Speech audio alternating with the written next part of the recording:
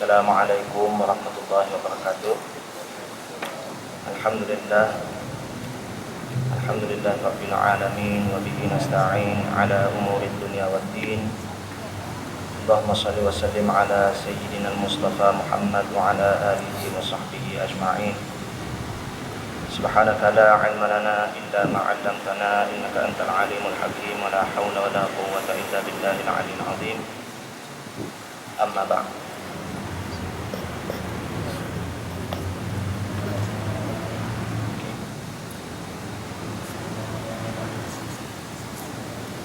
Pertama sekali bersyukur kita kepada Allah Subhanahu wa taala karena kita masih lagi diberi kesempatan untuk bersama-sama menelaah ilmu Allah Subhanahu wa taala. Pada malam ini insya-Allah kita akan sambung pengajian kitab Haqa'iq 'anit Tasawuf, Hakikat Tasawuf, di bawah tajuk Ahammiyatut Tasawuf, kepentingan ilmu tasawuf. Jadi kita sambung lagi hasil perbincangan perbahasan kita pada minggu yang lepas. Kita sambung muka surat 2. Qala al-muallif rahimahullahu ta'ala wa nafa'na bi'ulumihi fid darain amin. Walihada kana Rasulullah sallallahu alaihi wasallam yuwajihu ihtimam as-sahabah liislahi qulubihim wa yubayyinu lahum anna salahal insan mutawaffiqun ala islahi qalbihi wa shifaihi minal amradil khafiyyah wal ilalil kaminah wa huwa alladhi yaqul ala wa inna fil jasadi mudghah ila akhiril hadis. Sadaqa Rasulullah sallallahu alaihi wasallam. Jadi malam ni kita sambung Syekh Abdul Qadir Isa rahimahullahu ta'ala wa nafa'na bi'ulumihi fid darain amin. Beliau menyebut tasawuf ni ilmu yang penting. Muka surat 2 sambung, justru Rasulullah sallallahu alaihi wasallam memandu para sahabat agar mengambil berat tentang kepentingan membersihkan hati. Tasawuf ni suatu ilmu yang penting. Sebab itulah kita nampak dalam hadis-hadis Rasulullah sallallahu alaihi wasallam, baginda terlalu mengambil berat ajar para sahabat supaya pentingkan masalah membersihkan hati, supaya hati manusia tidak kotor, tidak tercemar dengan benda-benda yang tidak selayaknya. Serta baginda menerangkan kepada mereka, kepada para sahabat Nabi, bahawa keelokan manusia bergantung kepada keelokan hati. Baiknya manusia, bagusnya manusia, eloknya manusia ini bergantung kepada sejauh mana hati dia bagus, sejauh mana hati dia elok, sejauh mana hati dia bertakwa, maka sejauh itulah dia bagus. Hati dengan luaran, nak bagi tahu mana yang lebih elok.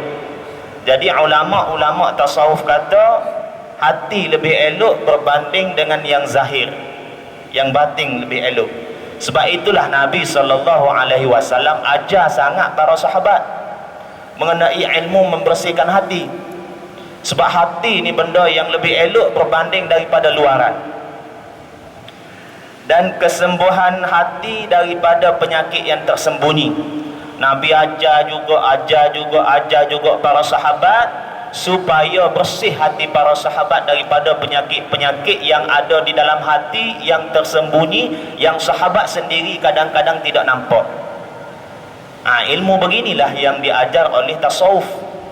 Ilmu beginilah yang kita nak belajar dalam tarekat, supaya hati kita bersih. Sebab manusia ni tak mampu untuk menilai diri dia bersih ataupun tidak. Macam juga sahabat-sahabat Nabi, dia tak mampu nak menilai diri dia bersih ataupun tidak. Maka Allah Subhanahu wa ta'ala mengutuskan Nabi supaya Nabi ajar kepada manusia, begini cara nak membersihkan jiwa, begini cara nak menyucikan hati. Sekiranya ada orang menganggap bahawa membersihkan hati, menyucikan jiwa boleh dia belajar dengan sendiri, maka Allah Subhanahu wa taala tak akan utus tuan-tuan nabi kepada para sahabat. Tapi buktinya Allah telah mengutuskan nabi kepada para sahabat, maka di sini tahulah kita bahawa pentingnya belajar ilmu tasawuf. Nabi menggalakkan para sahabat, Nabi pandu para sahabat supaya ambil berat tentang ilmu membersihkan jiwa. Sabda Rasulullah sallallahu alaihi wasallam, ala, ingat, kamu kena perhatikan. Nabi kata, wa inna fil jasadi mudghah, pada jasad anak Adam itu ada mudghah. Apa maksud mudghah? Seketul daging. Idza salahat salahal jasadu kulluh, apabila baik daging ini maka baiklah seluruh jasad ataupun jasad seluruhnya. Nabi kata, ala, ingat, di sebatang tubuh manusia ada seketul daging. Kalau daging ni bagus, semua anggota tubuh badan manusia akan turut bagus. Wa in fasadat, sekiranya seketul daging ini rosak, fasadal jasadu kulluh, rosak seluruh anggota tubuh badan manusia. Ala, ingat, wahiyal qalb, seketul daging yang Nabi umpamakan tadi, bila baik, baik seluruh anggota, bila rosak, rosak seluruh anggota. Ala wahiyal qalb, ingatlah kata Nabi, itu adalah hati namanya. Maknanya di sini tidak salah ulama-ulama tasawuf mengatakan bahawa yang batin itu adalah lebih penting daripada yang zahir, meskipun kedua-dua tu dikira penting. Kita bincang minggu lepas, yang zahir dengan yang batin, mana yang lebih penting? Yang batin yang lebih penting. Buktinya ini hadis Nabi kata, hati itu adalah segala-galanya. Kalau baik hati, baiklah seluruh anggota. Kalau baik jahat hati, jahatlah seluruh anggota. Di sisi Allah Subhanahu wa taala, bukan di sisi manusia. Ada manusia kata, ustaz, saya nampak je pakai seluar pendek ustaz, saya hati saya bagus. Bagus dari aspek mana? Allah kata tak bagus, kita kata bagus. Bagus dari aspek mana tuan-tuan? Ustaz, si Anu bin si Anu tu nampak je begitu ustaz, nampak rockers, pakai gelang emas, tapi hati dia ustaz bukan main lagi baik. Baik dari aspek mana? Penilaian mana? Mana tali ukur yang kita kata dia ni baik? Sedangkan di sisi Allah Subhanahu wa taala, Allah kata hati. Kalau hati bagus, tangan pun akan turut bagus mendermakan kepada seseorang. Tangan pun akan turut bagus bersalam dengan orang, tak kira miskin ke kaya, tak kira dia tu wangi ke kurang wangi baunya, tetap juga bersalam. Mulut juga turut bagus, tidak mengumpat kepada sesiapa sekalipun. Jadi bermula daripada hati. Nabi kata, ala, ingat. Dua kali Nabi ulang ala. Ala yang pertama itu Nabi suruh kita ingat. Ala yang kedua Nabi suruh kita ingat lagi. Wahiyal qalb, itu adalah hati. Ada orang cakap pepatah-pepatah Melayu, syair-syair Melayu, nasyid-nasyid Melayu kata, hati tempat jatuhnya pandangan Allah. Jasad lahir tumpuan manusia saja. Kita pakai bukan main hebat, nampak bersih, nampak hebat, nampak gah, nampak macam YB, tapi ini adalah untuk tumpuan manusia sahaja. Hati tempat jatuhnya pandangan Allah. Allah tengok hati, Allah tak tengok benda lain. Dia kata, Syekh kata, begitu juga sebagaimana baginda alaihi salatu wassalam mengajar mereka, ajar para sahabat bahawa tempat yang Allah pandang pada seseorang hamba ialah hati. Allah tak tengok benda lain. Hati inilah tempat kita perlu bersih. Hati inilah tempat kita perlu jaga. Hari ini manusia malu kalau pakai baju yang berlumuran dengan kekotoran. Ada bau manusia malu, ada najis lagi malu, pakaian tak ada jenama lagi malu, sesetengah orang tu mau brand juga. Harga 30 dengan harga 70, kainnya sama, tak apa, yang penting Levi's. Manusia ini zahir, tapi Allah kata tidak. Apa yang aku pandang ialah sebagaimana Nabi aku bagi tahu. Macam mana? Qala Rasulullah sallallahu alaihi wasallam.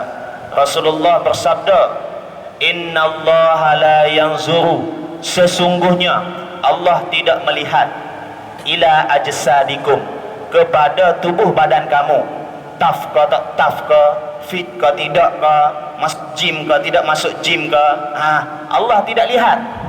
Innallaha la yanzuru ila ajsadikum, sesungguhnya Allah tidak melihat kepada tubuh badan kamu, wala ila suwarikum, tidak kepada rupa paras kamu, handsome ke tidak. Ini semua kejadian Allah Subhanahu wa taala.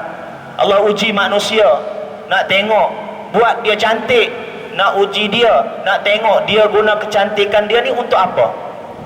Allah jadikan dia handsome, lebih handsome daripada kawan dia. Tengok dengan kehandsomean dia tu sejauh mana dia taat kepada Allah Subhanahu wa taala.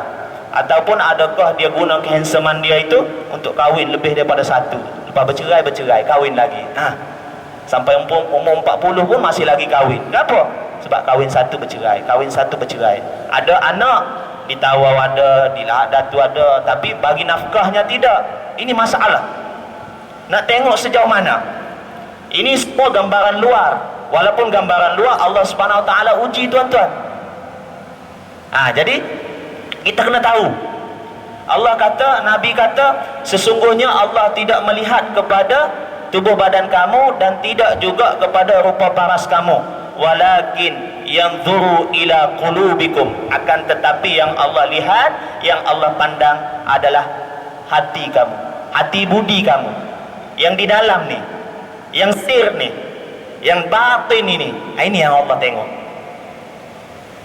Maknanya ilmu tasawuf ni bukan ilmu biasa-biasa. Ada orang kata tak boleh belajar tasawuf, kita muda lagi, tunggu tua bila tuan-tuan. Ada orang kata jangan belajar tasawuf, nanti sesat kau, isim. Ini semua adalah gambaran-gambaran ataupun kata-kata manusia yang kadang-kadang perlu dinilai semula, supaya kita letakkan sesuatu perkataan itu ikut kesesuaian dia, ikut kehendak agama. Jangan kita main sebut-sebut, orang sebut kita sebut, last kali kita tidak belajar, rugi tuan-tuan.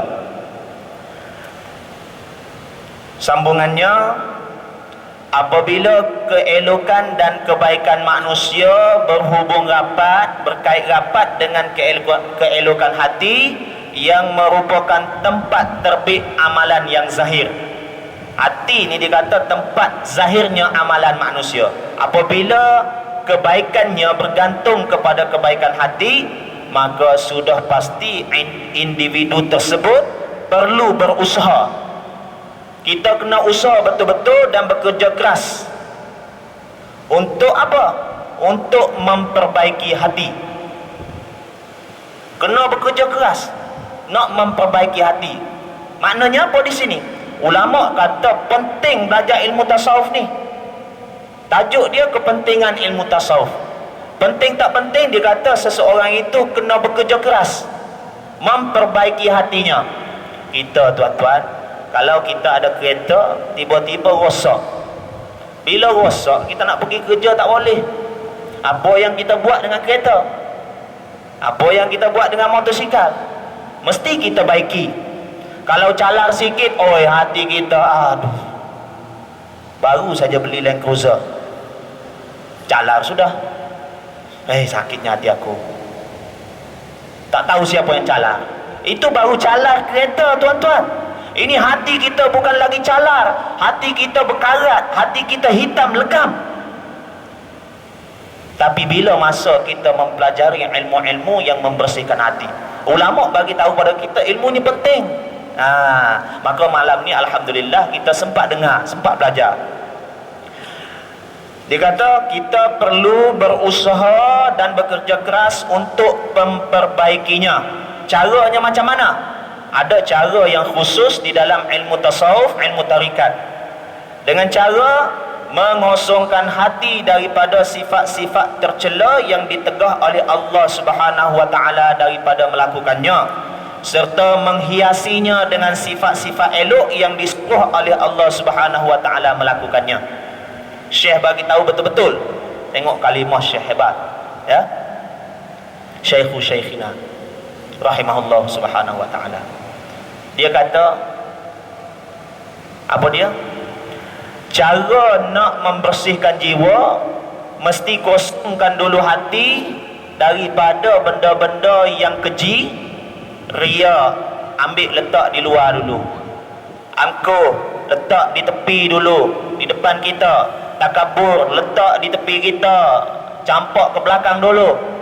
Cara dia mengosongkan hati daripada penyakit-penyakit yang keji. Bila hati sudah kosong daripada penyakit yang tidak elok, barulah masukkan sifat-sifat mulia seperti mana akhlak Nabi SAW. Kenapa ulama bagi tahu cara begitu? Sebab dia tak boleh bercampur. Kalau bercampur dia tak bersih. Seumpama gelas ni tuan-tuan, kalau kita letak air Milo, kemudian kita ambil air masak, air putih, daripada air Milo tadi kita nak tukar dia supaya menjadi air yang putih bersih, kita masukkan air Milo. Masuk, kita tuang. Lama tuan-tuan untuk menjadikan air ini sebagai air yang bersih, air yang mutlak, suci dan boleh menyucikan. Air Milo tadi suci tapi tidak boleh menyucikan. Tak boleh nak buat istinja dengan air Milo. Nanti bersemut. Air ni kita nak membersihkan dia, nak bagi jadi air mutlak, kita cuah air mutlak, air Milo tadi nak bagi bersih, kita cuah air mutlak. Lambat nak jadi dia air mutlak. Sebab apa? Dia bercampur dulu lama, bercampur dia keluar. Dua-dua dia keluar ke satu jenis saja dia keluar? Air Milo saja keluar ke, ataupun air mutlak yang bercampur dengan air Milo tadi keluar juga dalam segelas air? Dua-dua dia keluar tuan-tuan. Yang ada di dalam ni pun apa dia? Dua-dua juga. Air Milo yang asalnya Milo, kemudian air yang baru dituang tadi, air mutlak tadi. Jadi yang keluar pun dua-dua, Milo pun keluar, yang air mutlak pun keluar. Yang ada pun air Milo ada, air mutlak pun ada. Itu contoh air Milo. Kalau air najis sama tuan-tuan, yang keluar air najis ada, air mutlak ada, tapi bila bercampur jadi najis dua-dua. Yang ada dalam ni pun air mutlak ada, najis pun ada. Bila bercampur najis dengan mutlak, dua-dua jadi najis. Hati kita pun sama. Kita belajar tasawuf, ulama kata at-takhalli, kosongkan dulu hati ni daripada penyakit keji. At-takhalli qabla at-tahalli, sucikan dulu, bersihkan dulu sebelum dihiasi. Suci dulu sebelum dihiasi. Suci dulu hati dengan penyakit-penyakit, daripada penyakit-penyakit keji, kemudian barulah bersihkan dia daripada dengan penyakit-penyakit sifat-sifat terpuji. Baru betul. Kalau tidak, bila kita ada penyakit riya, angkuh, takabur, belajar membersihkan diri daripada penyakit riya, angkuh, takabur, tidak membersihkan hati, tidak letak di tepi penyakit-penyakit yang tak elok tadi. Kita belajar penyakit-penyakit yang elok, kemudian dia bercampur dalam hati. Bila bercampur dalam hati, yang ada dalam hati ini pun dua-dua, yang keluar pun dua-dua tuan-tuan, seumpama air tadi. Jadi lambat hati nak bersih. Cara ulama tasawuf ringkaskan kepada kita, jadi bersihkan dulu jiwa ini daripada penyakit-penyakit keji. Buat amalan dulu dengan zikir penggilap hati, supaya hati ini jadi bersih. Seperti mana kita gilap kereta kita, lepas tu nak bagi dia berkilat. Bila hati kita berkilat dah daripada penyakit-penyakit kotor, baru kita masuk penyakit terpuji. Begini tuan-tuan, ini kita angkat tangan begini untuk benda lain. Bila minum power root, okey ke semalam? Okey. Kopi apa? Arabica. Jadi lain kita. Kalau hati kita buat begitu tuan-tuan, okey ke semalam belajar tasawuf? Okey. Ini baru puas hati. Okey ke semalam belajar tafsir? Okey. Sonok. Baru sedap. Jadi nampak perbezaan pengajian kita. Itu contoh saja tuan-tuan ya. Jangan marah saya, nanti marah pula gilak kereta pun marah ustaz. Minum kopi pun marah. Bukan, saya tak marah tuan-tuan ya. Saya pun minum juga. Okey. Dikala itu hati menjadi sempurna lagi elok. Bila bersih daripada sifat-sifat kotor, masukkan dengan sifat-sifat terpuji, baru hati jadi elok. Dan tuannya pula termasuk dalam golongan yang berjaya, barulah berjaya tuan dia.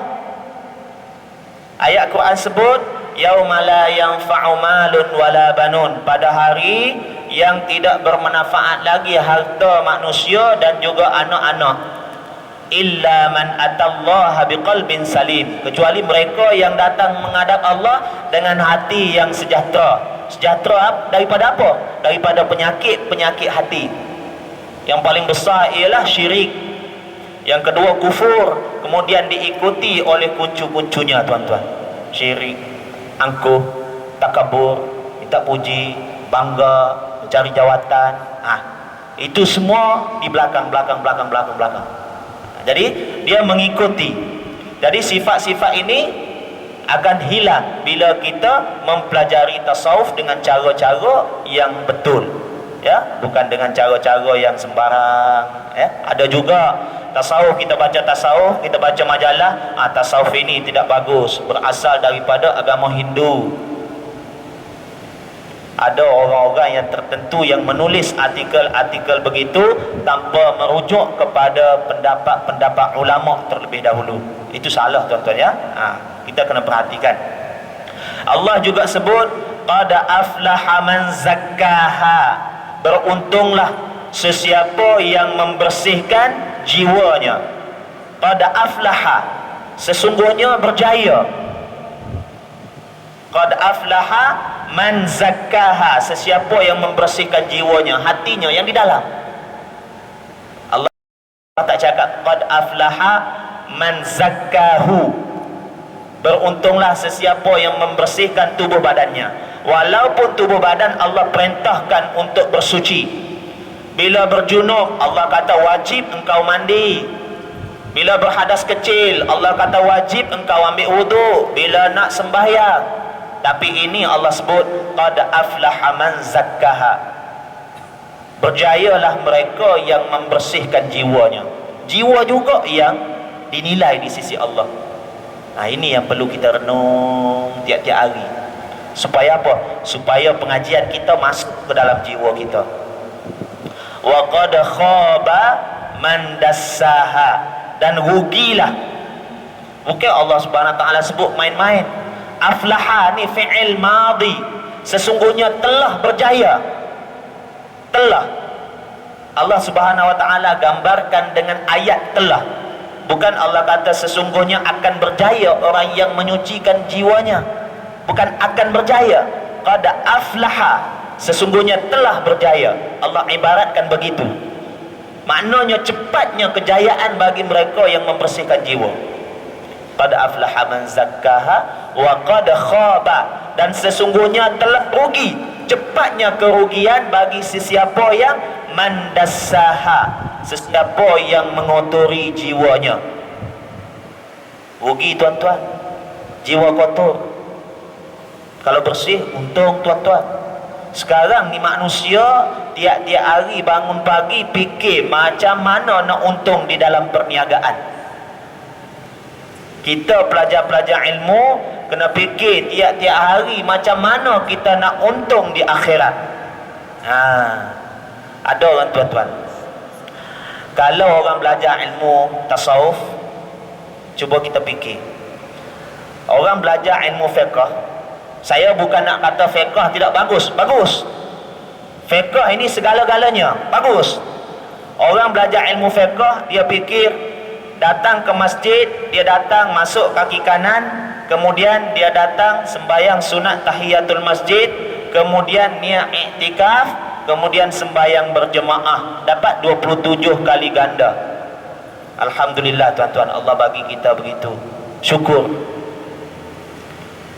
Orang yang belajar tasawuf, dia datang daripada rumah dia datang dengan niat dia bukan satu, bukan nak 27 pahala saja. Aku datang ni lama dah aku tak ziarah rumah Allah, aku datang nak ziarah rumah Allah. aku datang lama dah aku tak sembahyang berjemaah, aku niat nak sembahyang berjemaah, aku datang ni lama dah tak jumpa kawan-kawan aku kaki masjid, aku nak jumpa kawan aku kaki masjid, aku datang ni kerana Allah suruh aku datang ni pahala berjalan kakinya satu langkah Allah angkat satu darjat, Allah gugurkan satu maksiat, kemudian Allah kifaratkan dosa-dosa yang telah lepas. Aku datang ni mesti belajar dengan agama. Kalau ada ustaz mengajar, aku tumpang belajar. Aku datang ni kerana itu, kerana ini, kerana nak 27 pahala. Banyak niatnya tuan-tuan. Kenapa? Kerana dia alim, arif billah. Dia tahu bahawa semua itu Allah yang bagi. Allah tak kedekut. Kalau kita datang masjid, kita niat aku nak sembahyang berjemaah dapat 27 kali ganda. Satu saja dia niat, rugi. Ini beza orang alim dengan orang yang tidak alim. Kita datang, kita niat satu, Allah bagi satu. Innamal a'malu binniyat. Sesungguhnya setiap amalan itu bergantung kepada niat, perlu kepada niat. Kita niat sikit, dapat sikit lah tuan-tuan. Ada ustaz tu dia niat banyak, dapat banyak lah. Oh sedaplah dia ustaz, seronoklah dia ustaz. Bukan mudah-mudah nak jadi ustaz, tiba-tiba lahir orang panggil ustaz. Kena belajar dulu. Bukan dia letak nama ustaz, tak ada. Orang je panggil pada dia ustaz, alhamdulillah. Orang bersangka baik kepada dia, alhamdulillah. Kita, kalau kita belajar sikit tuan-tuan, kita akan tahu. Banyak benda kita akan tahu, alhamdulillah kita akan dapat banyak pahala. Allah tidak kedekut. Niatlah banyak-banyak benda kebaikan, bila datang ke masjid Allah akan bagi semua kepada kita. Allah tidak bakhil.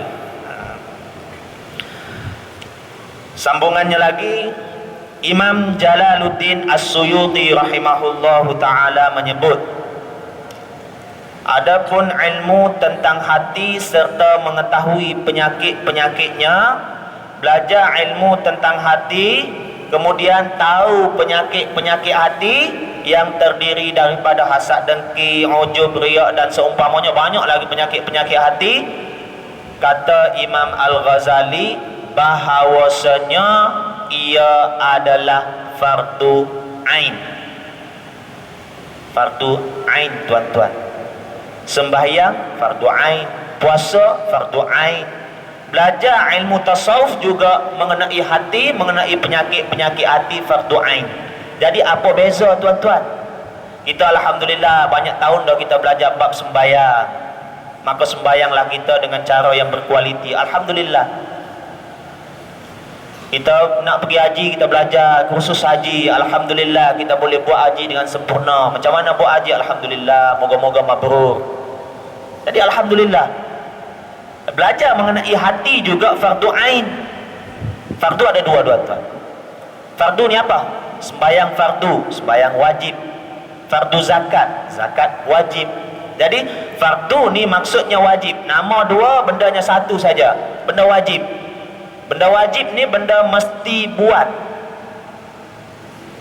Bila buat, Allah bagi ganjaran pahala. Bila tinggal tak buat, Allah bagi dosa balasannya. Jadi ini wajib. Maksud wajib. Jadi wajib ada dua. Wajib juga fardu. Jadi kita sebut fardu, biasa kita sebut. Fardu ain satu, fardu kifayah satu. Fardu ain ni kewajipan yang wajib dilaksanakan oleh setiap individu yang mukallaf. Individu muslim yang mukallaf. Bila dia Islam, mukallaf maknanya sampai umur. Lepas tu tidak gila, waras otaknya, maka wajiblah dia melakukan fardu ain ke atasnya. Sembahyang 5 waktu sehari semalam, fardu ain. Fardu ain ni kalau individu itu tidak buat, dia berdosa. Kalau dia buat, dia dapat pahala. Sebab apa? Sebab benda mesti buat, Allah suruh buat. Itu fardu ain, wajib kepada setiap individu muslim yang mukallaf. Kalau satu lagi fardu kifayah. Fardu kifayah ni kalau ada wakil yang buat, alhamdulillah. Kalau tak ada wakil, semua berdosa.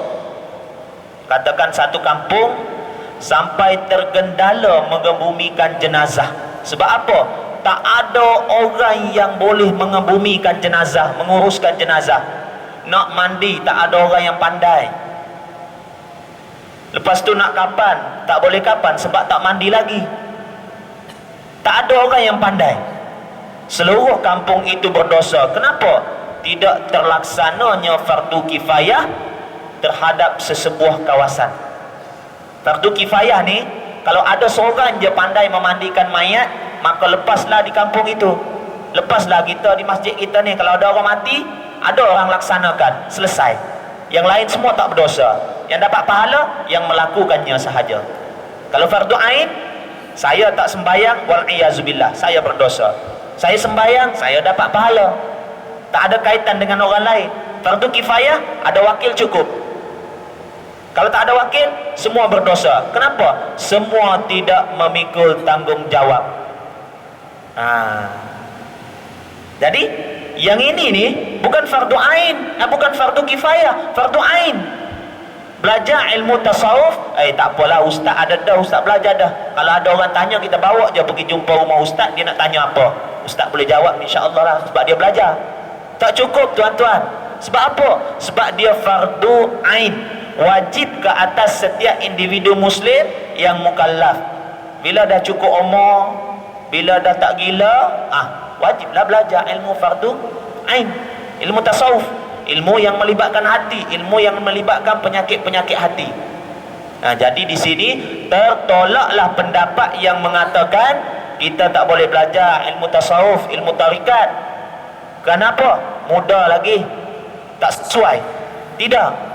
Bila akil, bila balik, mesti belajar ilmu tentang akhlak, mesti belajar tentang ilmu adab, mesti belajar tentang ilmu ihsan, mesti belajar tentang ilmu batin, mesti belajar tentang ilmu nurani, mesti belajar tentang ilmu tasawuf. Apa-apa nama pun sama saja. Hatilah tempat dia. Maknanya wajib. Maknanya wajib.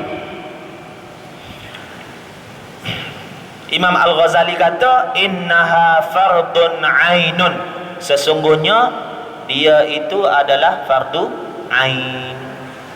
Kita tahulah sekarang ni, siapa yang belajar dia dapat pahala, siapa yang tak belajar dia berdosa.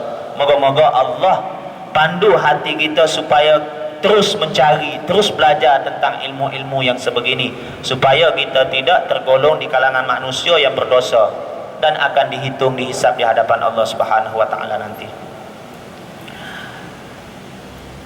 Membersihkan hati dan mendidik diri adalah di antara sepenting-penting fardu ain.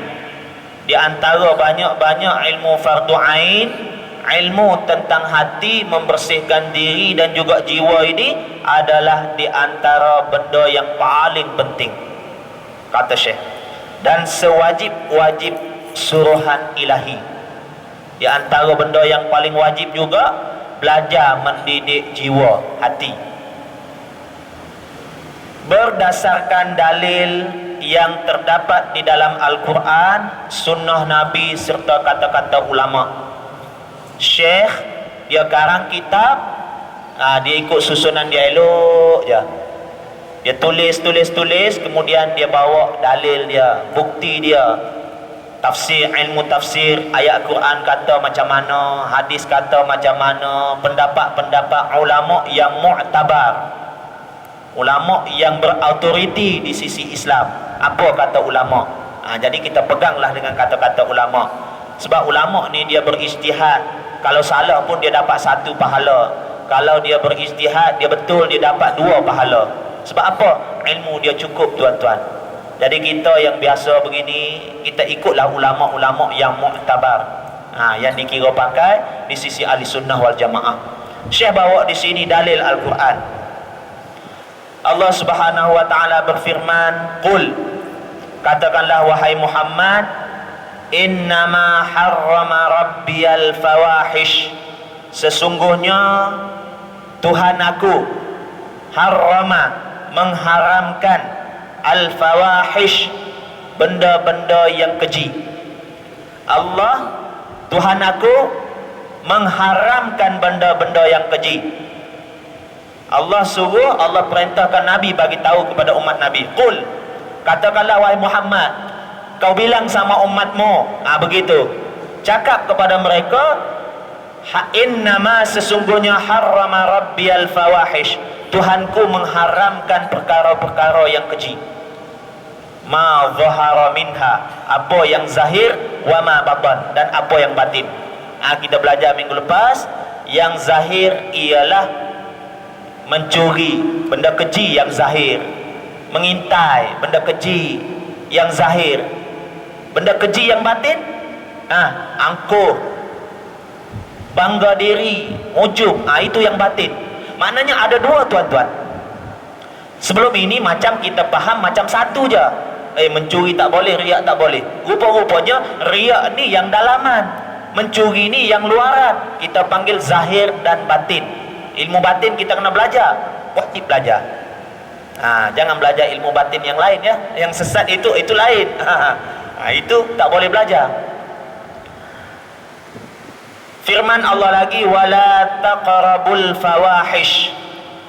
Tadi Allah bagi tahu Allah haram. Yang ayat ini pula Allah kata, wala taqrabul fawahish. Jangan kamu menghampiri benda yang keji. Hampir pun Allah tak bagi, apatah lagi buat. Hampir pun Allah tak bagi. Wala, dan jangan. Taqrabu, kamu hampiri. Dan jangan kamu hampiri al-fawahish, benda-benda yang keji. Dekat pun Allah tak bagi, tuan-tuan. Kita sekarang ni kalau ada uncang benda keji, kita masuk di dalam itu, bergelumanglah kita dengan benda yang keji. Na'udzubillahi min zalik. Nak bagi tahu betapa kotornya hati kita. Allah kata, jangan kamu hampiri benda yang keji. Benda yang keji ada dua, kata Allah Subhanahu wa taala. Ma zahara minha wa ma batan. Apa yang zahir dan apa yang batin. Apa yang di luar dan apa yang di dalam. Dua-dua. Jadi tahulah kita bahawa bertakwa kepada Allah, menjauhkan diri daripada benda-benda yang keji ini adalah wajib, fardu ain. Menjauhkan diri daripada benda yang keji, yang zahir dan juga yang batin. Itu ayat Al-Quran. Dalil as-sunnah pula banyak, tuan-tuan, ayat Quran, tapi Syekh bawa dua supaya kita faham. Bila kita faham benda zahir, bila kita faham benda batin, ini menyebabkan hati kita tahu sudah mana yang zahir, mana yang batin, mana yang elok, mana yang tak elok. Tinggal lagi kita membersihkan diri saja, menyucikan jiwa kita.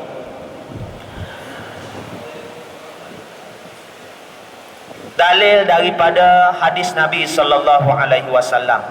Syekh kata, semua hadis yang menyebut tentang penyakit-penyakit hati, semua hadis itu adalah merupakan dalil bahawa pentingnya belajar ilmu tasawuf. Hadis menyebut tentang riya, itu dalil dia lah tu. Hadis menyebut tentang sum'ah, itu dalil dia lah tu, bahawa pentingnya belajar ilmu tasawuf. Jadi semua hadis. Jadi nombor dua ini Syekh bawa satu hadis. Qala Rasulullah sallallahu alaihi wasallam, Rasulullah sallallahu alaihi wasallam menyebut, al-imanu bid'un wa sab'una syu'bah. Iman itu ada lebih 70 bahagian. Fa'alaha qawlu la ilaha illallah. Yang paling tinggi sekali imannya adalah perkataan kita sebut la ilaha illallah. Tiada Tuhan yang disembah melainkan Allah. Ini iman yang paling tinggi. Maknanya membebaskan kita daripada penyakit syirik, tuan-tuan.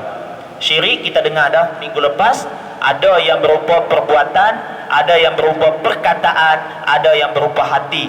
Dua yang zahir, satu yang batin. Kalau kita selamat daripada dua, tuan-tuan, kita tak selamat yang batin, hati ni, sebab kita tak belajar tasawuf, maka iman kita secara automatik juga tertolak. Jadi nak tak nak kena belajar jugalah. Nabi kata, fa'alaha qawlu la ilaha illallah. Iman yang paling tinggi 70 cabang tadi adalah sebut la ilaha illallah. Wa adnaha, dan yang paling rendah kualitinya imatatul adza 'anit tariq, iaitu buang benda-benda yang menyakitkan yang berada di jalan, kita ambil buang ke tepi.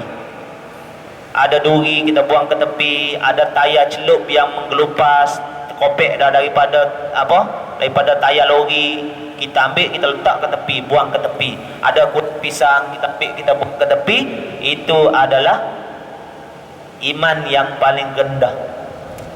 Kalau kita tengok iman yang paling rendah pun jarang orang buat, ya. Benda yang menyakitkan, duri, pokok bunga berserabut di atas, bila kita berjalan terkena mata kita, ranting bunga kertas, ada duri tuan-tuan, kalau kena di dahi cala, tak ada pun orang pergi potong. Kalau yang potong tu maknanya dia imatatul adza 'anit tariq, dia buang benda yang menyakiti yang berada di jalan, dia letak ke tepi. Ni iman yang paling rendah. Iman yang paling tinggi la ilaha illallah. Jadi ini dilakukan oleh ulama-ulama tasawuf, dilakukan oleh ahli-ahli suluk untuk membersihkan jiwa mereka. Mereka selalu berzikir dengan kalimah la ilaha illallah. Jilaul qulub, penggilap hati. Nak bersih hati, kena berzikir. Last sekali dia akan tercampak keluar penyakit-penyakit yang keji tadi. Ini kita bincang kemudianlah. Wal haya'u syu'batun minal iman, dan malu ini adalah sebahagian daripada iman. Malu penting. Malu banyak jenis. Malu nak buat benda baik rugi. Malu nak buat benda jahat itu bagus. Sebab itu Nabi kata, idza lam tastahi fasna' ma syi'ta. Apabila engkau tak malu, buatlah apa saja. Tak malu nak jadi imam, buatlah, bagus. Tak malu nak berzina, berzina engkau, tapi ingat besok. Jadi benda baik pun boleh, benda tak baik pun Allah suruh dalam bentuk ancaman. Idza lam tastahi fasna' ma syi'ta. Apabila kamu tidak malu, buat apa yang kamu suka. Sekarang ini ramai manusia yang tidak takut pada Allah Subhanahu wa taala, buat macam-macam benda yang mereka suka. Mereka pergi ramai-ramai di pantai, mandi sambil telanjang. Mereka main kacuh daun teruk sambil berjudi, kau menang kau dapat RM10. Main badminton dapat shuttle. Itu semua bentuk-bentuk perjudian yang manusia tidak malu pada Allah Subhanahu wa taala. Jadi bila tak malu, kau buat. Tapi ingat, ada dosa, ada pahala. Aku ada raqib, aku ada atid. Tolong tulis sebagai bukti saja, bukan Allah tak tahu, Allah tahu. Tapi kalau kita buat benda baik, kau tak malu, kau buat. Tak malu nak belajar agama, kau belajar. Walaupun semua manusia tak belajar, majoriti manusia tak belajar, tapi kau tak malu untuk belajar. Umur kau sudah lanjut, belajar. Silakan, kau dapat pahala. Allah SWT bagi tahu. Nak belajar mengaji, nak sebut pun berat sudah. Berkali-kali sebut 4-5 kali belum lagi betul. Terpaksa ustaz kata boleh sudah ni. Ustaz pula kata boleh sudah ni, tapi belum betul lagi. Nak bagi semangat. Bila tak malu, turun pun belajar. Silakan. Allah kata ada ganjaran pahalanya besar di sisi Allah, ya. Semua ilmu yang baik yang kita buat, Allah tidak persia-siakan. Wal haya'u syu'batun minal iman. Malu juga sebahagian daripada iman. Jadi kalau kita nak tengok iman ini, banyaklah bahagian-bahagian dia. Jadi sambungannya, Syekh kata kesempurnaan iman terletak pada kesempurnaan bahagian-bahagian tersebut, yang lebih 70 tadi. Nak tahu iman kita sempurna ataupun tidak, tengok yang paling tinggi la ilaha illallah, berapa kali kita sebut selain daripada yang wajib dalam sembahyang. Ulama-ulama tasawuf tuan-tuan, ahli-ahli suluk, mereka sebut perkataan ini beribu-ribu kali dalam masa satu hari. Sebab tu jiwa mereka bersih, ya, jiwa mereka bersih. Sebut dengan mulut, sebut dengan hati, lidah pun sebut, hati pun sebut. Dua-dua mereka sebut, mereka dapat pahala.